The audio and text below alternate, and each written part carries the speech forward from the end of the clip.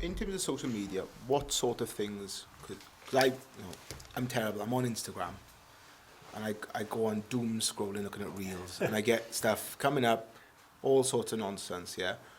Now, some stuff I can see is geared towards my interest, and then I get some stuff that I think, oh, what's that? And I watch it, and then when I've watched it once, another one comes up, and another one comes up, and another one comes up.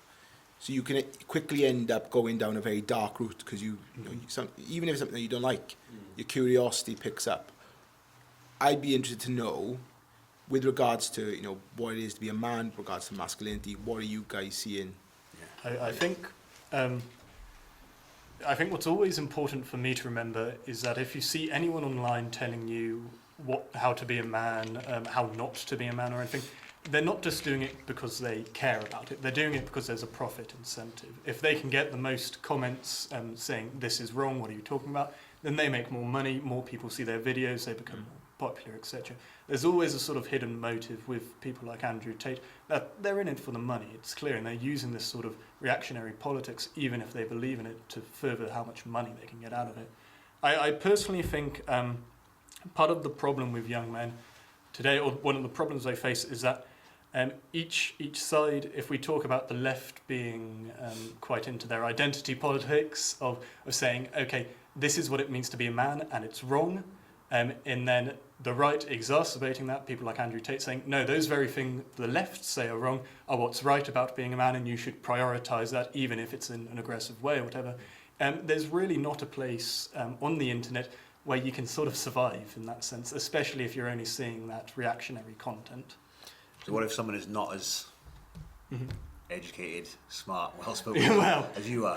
Well, I don't claim to be educated, smart, or particularly well-spoken, but that's the thing. If you're, especially if you're an impressionable person, you're thinking, yeah, do you know what? I think this might be the right thing because I haven't heard anything else. Because it's the first thing I hear. It's extreme, and it speaks to my immediate. That's the concern, isn't it? Because that's what they're seeing. You see it once, you see it again, you see it again, and suddenly, that is what you think is.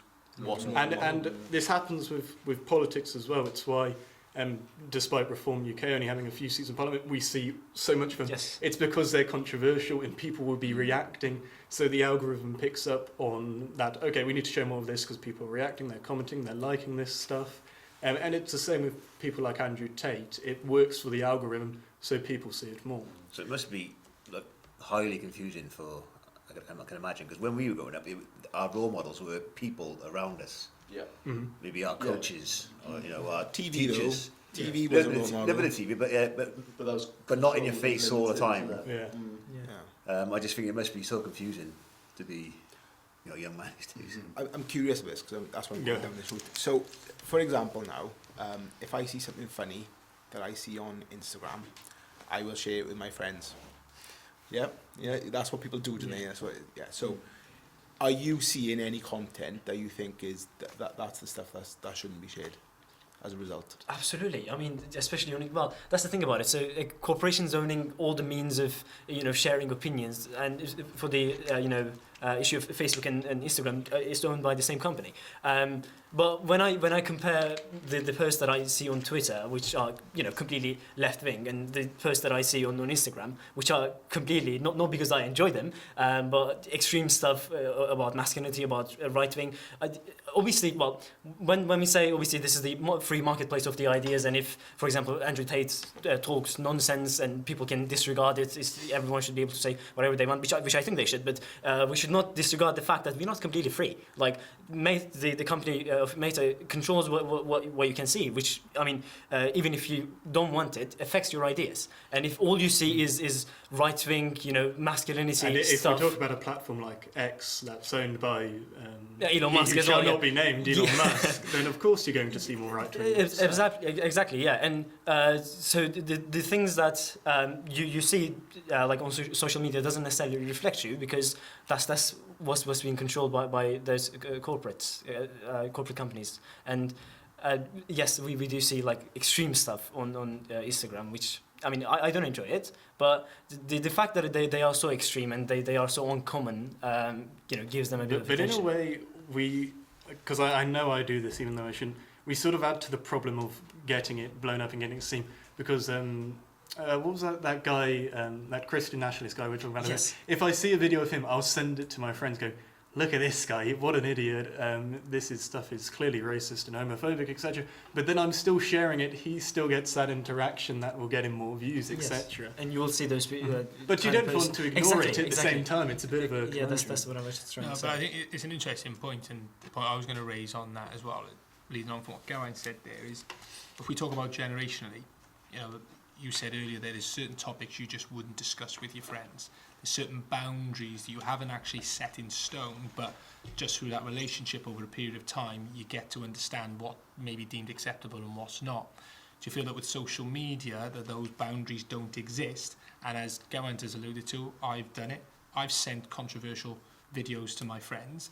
Now, I would like to think because of the relationship I have with them, even though, and I'll be happy to say it, that I've probably shared some controversial stuff with them, I haven't added to the point of my own views on it. But because of the relationship, you're almost so assuming how it's going to be received by the other person, assuming that they also don't share those views with you. But if you were to receive, as young men now, a controversial video from your friends, how comfortable would you be in challenging that?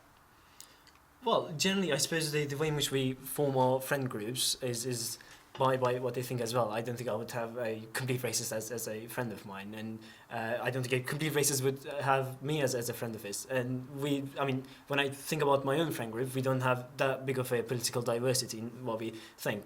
But surely, if I see some controversial post that I don't agree with, there's this sort of dilemma of whether you're going to challenge it and write something in the comments, which would encourage the algorithm to show it to more people, or are you just going to be completely silent about it and say nothing, which means that all you see in comments are people completely agreeing with it.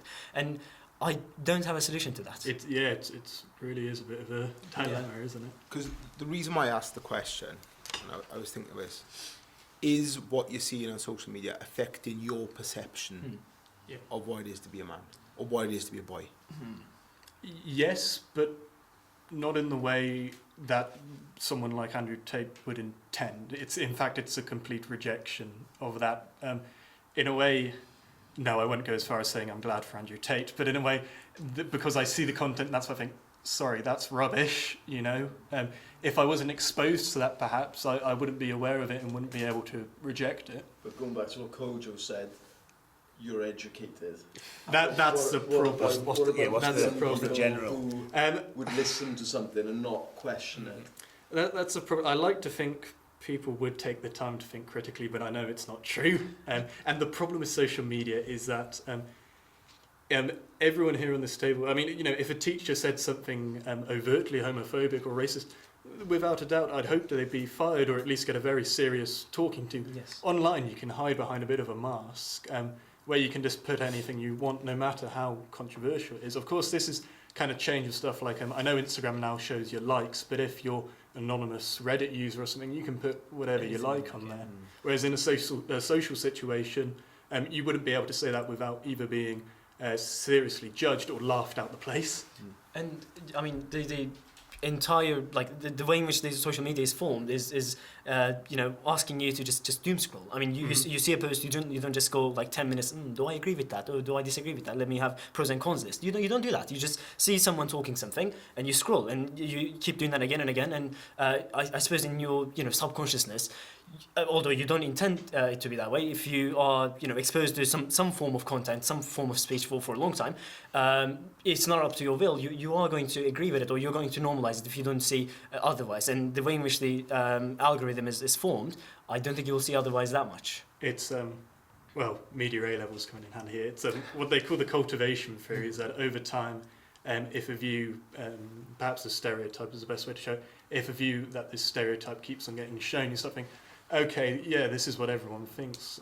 I better be in the safe majority and think that as well. Or you see it so much, you think, okay, this has to be true. It's too much to be a coincidence, which is what happens online. Yes, unfortunately.